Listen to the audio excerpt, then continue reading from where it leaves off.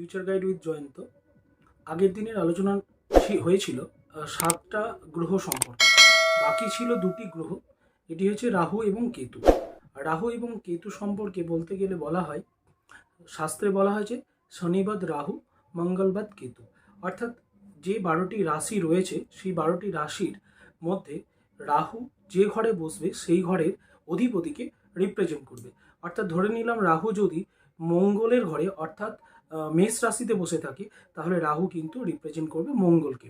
এবং কেতু যদি তুলা রাশিতে বসে থাকে, অর্থাৎ তুলা রাশির অধিপতি হচ্ছে শুক্র, তাহলে সেই শুক্রকে কিন্তু রিপ্রেজেন্ট করবে সেই কেতু।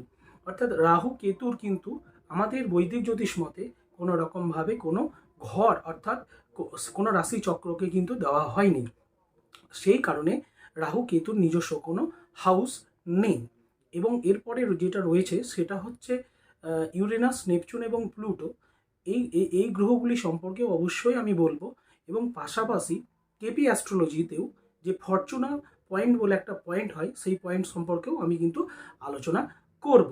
তো আজকে আমি একটা ছোট্ট টিপস দিয়ে দেব আপনাদেরকে, যে যাদের এখন বর্তমানে কুম্ভ রাশি এবং মকর রাশি যাদের 7.5 চলছে, এবং যাদের জন্ম চার্টে যদি দেখেন যে শনি রাহু কেতু একসঙ্গে কোনো জায়গাতে বসে রয়েছে, তাদের কোন জিনিসটা করলে, যারা হয়তো আর্থিক দিক থেকে সেই স্টোন পারচেস করতে পারছেন না বা প্রচুর পরিমাণে অর্থ ব্যয় করতে পারছেন না, সেক্ষেত্রে তাদের একটা ছোট্ট টোটকা বা একটা ছোট্ট জিনিস আমি বলে দেব।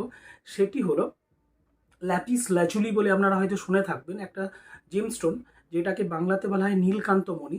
আপনারা যদি এই স্টোন পরিধান করেন, যারা শুধুমাত্র যাদের জন্ম চার্টে শনি রাহু কেতু খুব খারাপ, ধরুন কোনো একজন অ্যাস্ট্রোলজার বললেন যে শনির জন্য এই জেমস্টোন, রাহুর জন্য এই জেমস্টোন, কেতুর জন্য এই জেমস্টোন, আপনারা হয়তো পারচেস করতে পারছেন না, সেই ক্ষেত্রে আপনাদের জন্য কিন্তু এই জেমস্টোন যেটা আমি বললাম নীলকান্তমণি, এই নীলকান্তমণি বা ল্যাপিস লাজুলি জেমস্টোনটা আপনারা কিন্তু অবশ্যই পড়তে পারেন।